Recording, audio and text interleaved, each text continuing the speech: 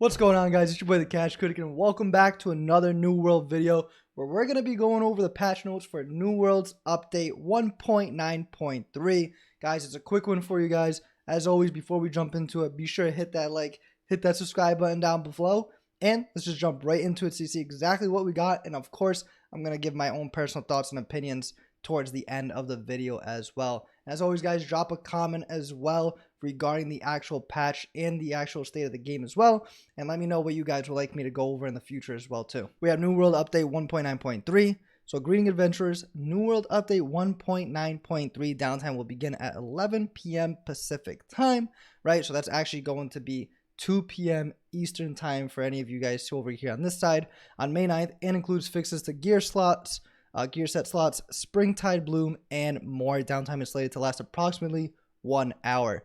So World Experience, specifically the Springtide Bloom event, right, that's going on right now.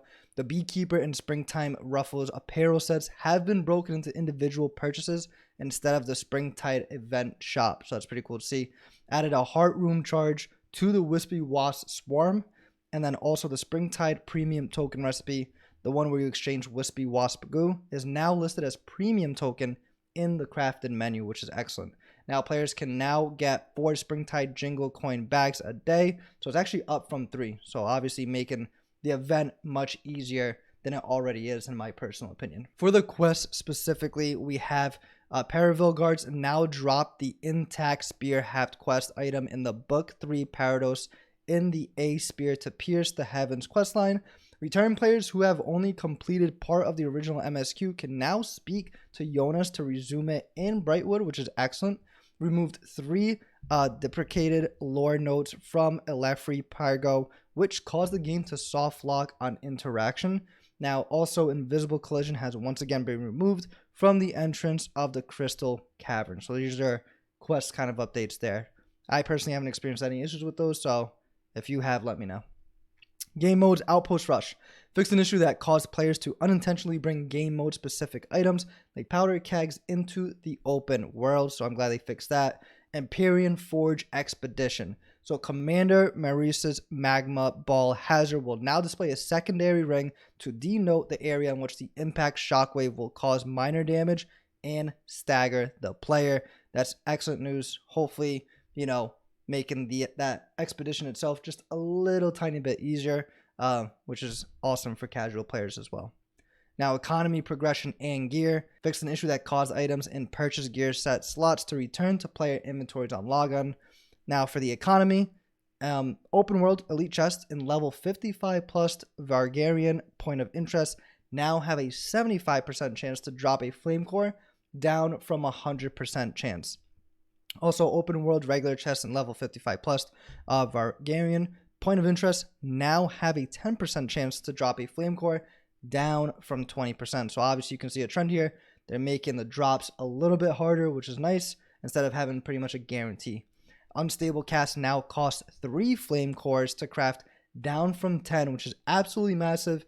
Going to let you actually go ahead and progress in that season pass much quicker if you haven't been already, because a lot of those do state to cast, to craft a flame core, which requires 10. So just minimizing down to 3 is excellent.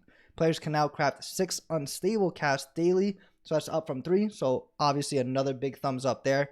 And improve the quality of items generated by unstable cast from the Flame Core Forge. This was done by removing PvP perks and resistance perks.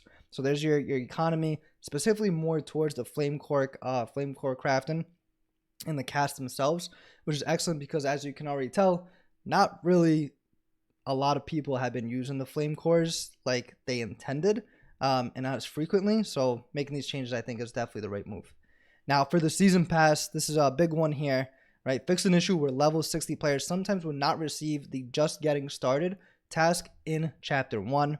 They added several new Season Pass activities: kill 10 enemies in Mirkgard, kill 10 enemies in Imperial Palace, kill 10 enemies in Malevolence, kill 10 enemies in Eternal Pools, kill 10 enemies in Beds of Tabajet, kill 2 named enemies, kill 20 elite enemies. That's excellent, especially if you're someone that does elite chest runs, right? This is going to be very, very easy for you guys to go ahead and bang it out. So adjusted the following PvP season pass activities, Earn flawless victory in PvP arena was changed to earn 1 victory in PvP arena, so no longer has to be flawless, which is much easier.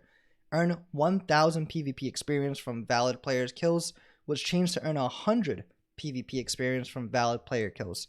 So that's excellent to see, especially, you know, seeing these PvP changes as we go through them is going to be absolutely phenomenal for someone like me that's just a PvE player, you're right? Not necessarily PvP.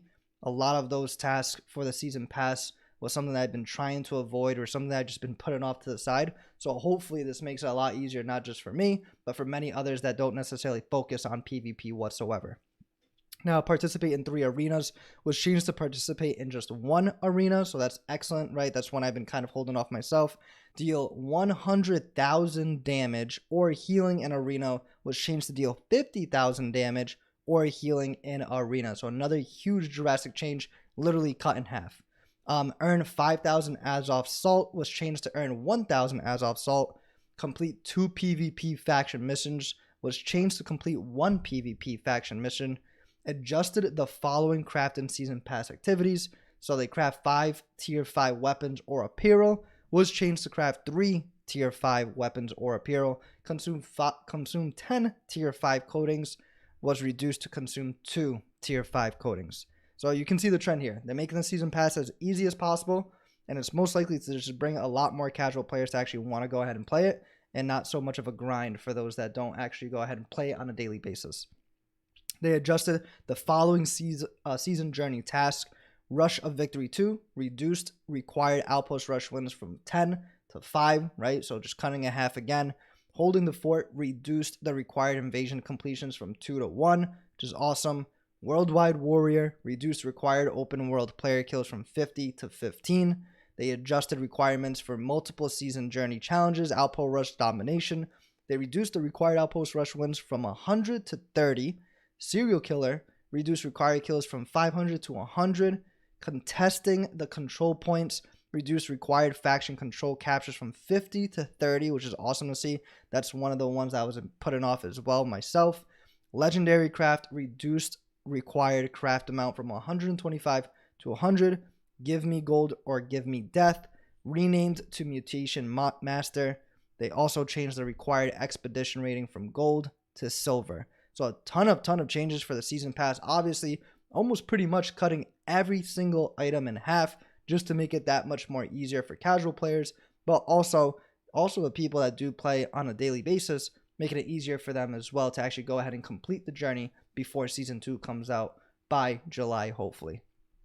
Now for the UI, the quality of life, right? They removed the gear set storage tooltip commands when your character is under level 25. These previously showed if you had purchased an additional gear set slot with another character.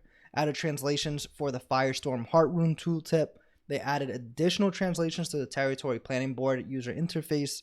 The main menu has returned to its standard music soundtrack, and they fixed an issue with leaderboards where the rewards countdown message displayed earlier than intended, stating that the current season had ended even though it was still actually in progress. And then for social, fixed a rare issue that prevented players from turning off their PvP flag. I never experienced that personally. I've used it a few times, actually quite recently. Never experienced that issue, which is good at least. And I'm glad they did fix that for many. And then for audio, they lowered the amount of echo when an NPC spoke within a small interior space. Thanks for your support. We'll see you in a tournament. Guys, that's all I have for you. That's update 1.9.3. I think a ton of changes, and obviously one of the main focuses here have to do, of course, with the season pass. Pretty much just cutting everything in half, which I think is a big win, right? And then also, of course, the Flame Core casting. That was also a huge one as well to make it less of a grind. But that's just me personally, guys. Let me know in the comments down below what you think of the actual changes that are implemented. I know I actually will not be focusing on the season pass while I play this today, because I will be waiting until that update just to make it that much easier for me as well. But as always, guys, thank you so much for tuning in. It's your boy, the Cash Critic. You can tune into more videos right now. Peace.